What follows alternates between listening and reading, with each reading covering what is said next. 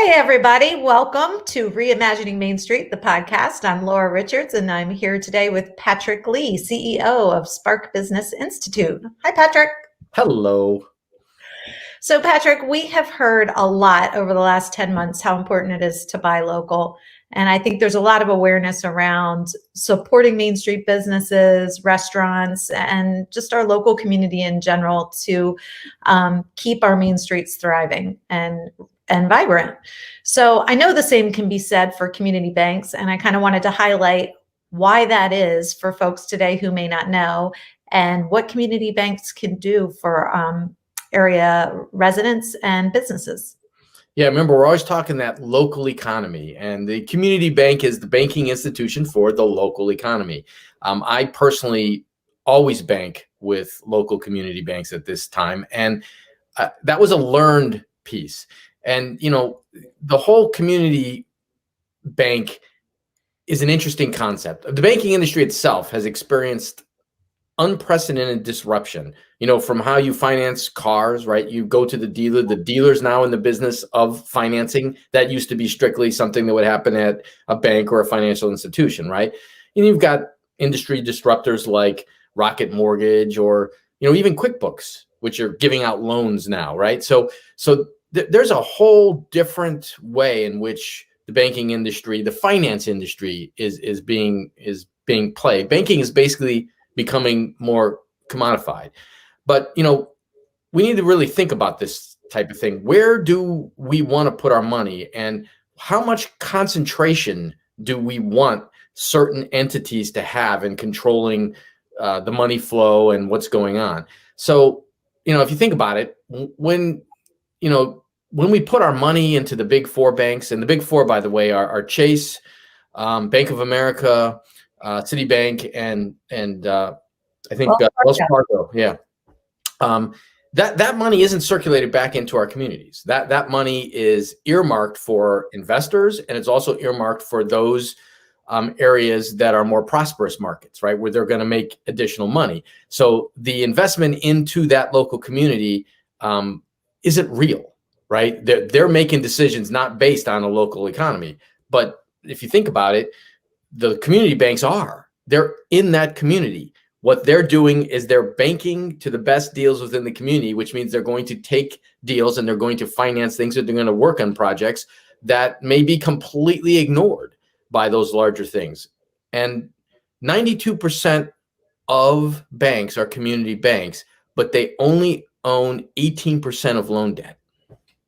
Yeah, that's a dramatic number there, which really represents the fact that the big banks go in, they take the funds of those communities and they reinvest them where they can get the best return, which really isn't in the community. Whereas the community banks, as you said, are financing mortgages, for example.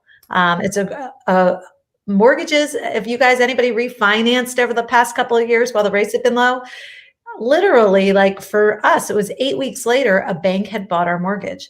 Well, in a lot of these, backwater areas, those mortgages are not saleable. So it's the community banks that are making home ownership even something that can happen. So they serve underserved areas where, the big banks might close down a branch or downsize or have just very, very few staff. Community banks are really performing the kinds of services like helping people learn how to balance a checkbook, again, accessing those kinds of mortgages, contributing to the employment in the area, locally sponsoring events, and then requiring their employees to give back to the community, tons and tons of volunteer hours. So there's all the strength that comes from a community bank, not to mention, when you go for a loan from your dad when you're a kid and or your mom, and they say, well, here's what the terms are going to be, and are you sure you want to do this? Nobody's doing that at the car dealership when you go to buy a new car and you're 18 years old. But if you went to a community bank and they know your mom and dad and they kind of know your story and they're like, God, this kid's 18. I don't want to give him a 10-year car loan that he might be paying off and maybe he can't afford it. They're going to counsel you to the facts that they know. versus a car dealership who's going to say, yeah, we can get you in this brand new expensive car today, and you're going to be saddled with it for the rest of your life. So, and I have a story very specific to that from a business standpoint. I was banking with a community bank, my favorite bank of all time. And I had gone in looking for financing from the bank. And that bank, they basically looked at all my stuff and they said, look, you don't fit into our template, our portfolio, what we can do. But we can see where you're trying to go with this. So why don't you let us bring in a whole bunch of different community finance folks and let's shop this, right? And so they brought in folks, they had me in there, there's a whole meeting, they ran it, and they got me the best possible outcome that they made not a dime from.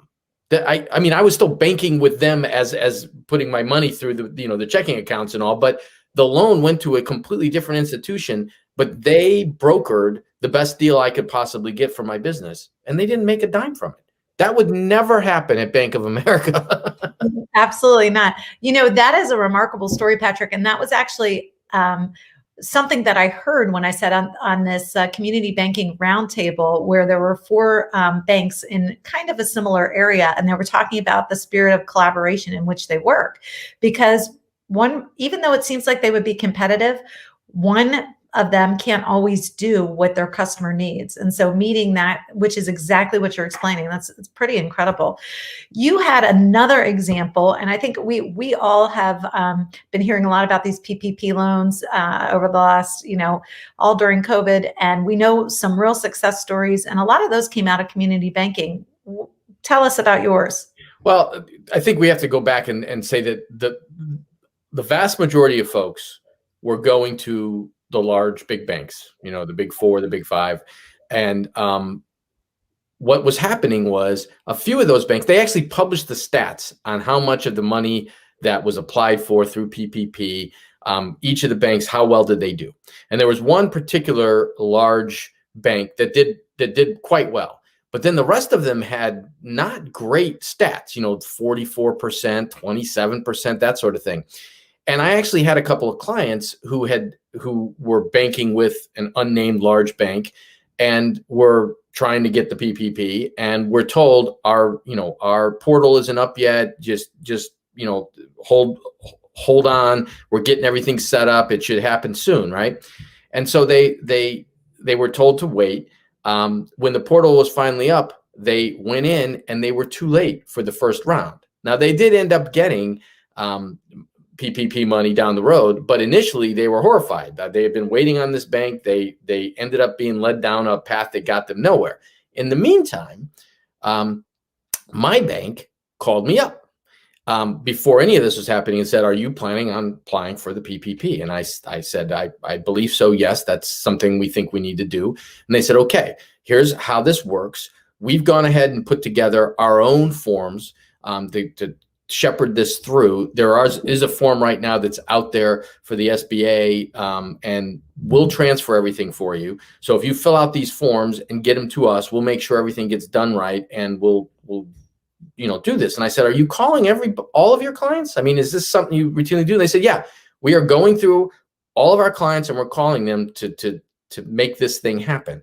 So that kind of service is not going to happen at a large bank. It's not. No matter how good your relationship is with the office manager at your Bank of America branch, they're not going to call all their customers, and they're not going to walk you through making sure that you do what you need to do for these services to work for you. So, I mean, complete difference from my client who was just beside themselves, thinking they weren't going to get PPP money. Now, in the end, they did, but in that initial time when they're panicking and this is happening, the big bank just let them down completely. I gotta say, it kind of reminds me in a way of local doctors versus very large practices, really small practices. It's like when you belong to a community bank, you know your banker. You can call them on the phone and say, "Hey, I did this and I'm having a problem with that," or "I'm logged out. Can you help me get my password to my online banking?" or whatever your issue is. oftentimes you don't know who to call at your local branch, and there's not even a direct number to the branch. You have to go through an 800. There's a rigmarole to it. So it's having a face and a name that knows who you are for your banking needs. And there was a few smaller things that we were talking about.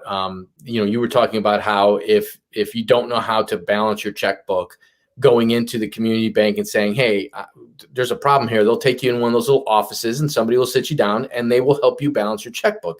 I mean, and I still have the stories of making a mistake with a deposit and putting it in the wrong account. And now there's a bunch of checks about to bounce. Okay. Now we all know, and I'm going to keep picking on Bank of America because they're my least favorite institution. But, if that happens at Bank of America, there's nothing being done other than charging you fees. I still will get a call from my bank that says, hey, this just happened. We see that this other thing happened. Did you mean to do that? Because you're about to bounce some checks. And oh, no, I didn't. Well, why don't you come in and sign this slip so that we can flip all this, this transactions so that you don't bounce anything. Thank you. I mean, thanks for looking out for me. You and I talked about that. That really blows my mind. So, and here's another thing you don't see big corporate banks doing. How about banding together for the good of a community initiative?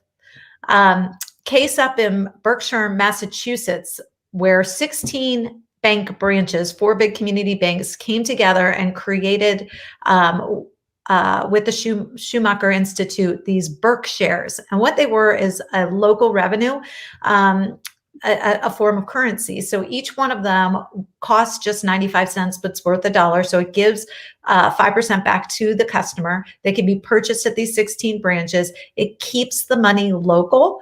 And it was a way for them to collaborate to support the 400 different businesses that participate. It keeps the money flowing through them and their local economy going. It's great for ecology, sustainability, and for the community at large. And it was so well received that they originally rolled this out in 2006, and it is still going on. It does show you how these banks can collaborate with one another and really benefit the community, keeping that money in the community and also in the local businesses and institutions right there. And so I think the thing to think about here, and this, it seems like, the theme is very much the same. And it seems like you're kind of saying the same thing, but this theme is real. And if you don't take the time to own this and understand it, then you don't actually influence or control what happens in your community. And so we're constantly talking about what is a local sustainable economic model, right? Local, buy local, and community economics, and worrying about not the big, box stores that have invaded your thing, but the locally owned small Main Street stores. It seems like common sense, but when you look at the numbers, it's devastating if you choose to purchase everything in a Walmart versus purchase from a Main Street store. And here's the thing I think folks don't really understand. And this brought up, we were talking about the movie It's a Wonderful Life, and that whole idea of that scene. And it feels so quaint to watch that scene and go, well, that's not how it works now. And it isn't. But that sentiment is there, right? So here's what happens. Main Street businesses, they actually spend more on wages than large entities, right? And those folks live in the community. They now make more money. They now spend in the community. That whole thing works. And it seems simple to say it, but if you just, if you just acknowledge it and work on it, it has a huge impact. And the community banks play a role as a hub, right? They actually know the projects that are out there. The large banks, the way they work this is that they basically are so hyper efficient, keeping their costs down and all, that they remain profitable. And like you said, they reinvest their monies back into those markets that they're going to make more off of. But they're basically judging projects based on, how efficient it is and how profitable it's going to be. The community bank is choosing not from from these opportunities all over the country. They're choosing from the community, and they may be choosing the best projects that are going to have the best return or the most likelihood of success, but they are still choosing from that. And so they're more apt to know that looks good, but this particular person has failed miserably 15 times. That person over there has succeeded all these times. The numbers aren't quite there, but we will make a bet on it. And it's not that simple. I know that. But that sentiment is a huge, important piece if we are to band together and be sustainable local economies. And I think what you're talking about, Patrick, is the responsible growth model. And who would know better where you can grow responsibly locally than the local bankers that deal with the local community and know the history and the story. One of the really wonderful things about community banking is that community banks are built over centuries and decades. They're embedded in the communities. And because of that, they have been a little bit harder to disrupt. So there are a lot of disruptors out there, like you said at the beginning of the podcast, with all of these, and it's still changing. Yeah. Even currencies are changing, and there are going to be more disruptors still. But the good news is that those long traditions of those banks are helping them stay in place. And hopefully, just like the buy local initiatives and the Main Street initiatives that we're seeing, a return to people, really trying to spend their dollars in their local communities, we will also see a trend toward people opening new accounts at these community banks and choosing to put their money there. Absolutely. So bank local, right? Hey, bank local. Yeah, local investment. Those compounding effects, you can make a change with where you have your bank account. And you should. I think if you gave it a try, the customer service alone will convince you that it was worthwhile to do.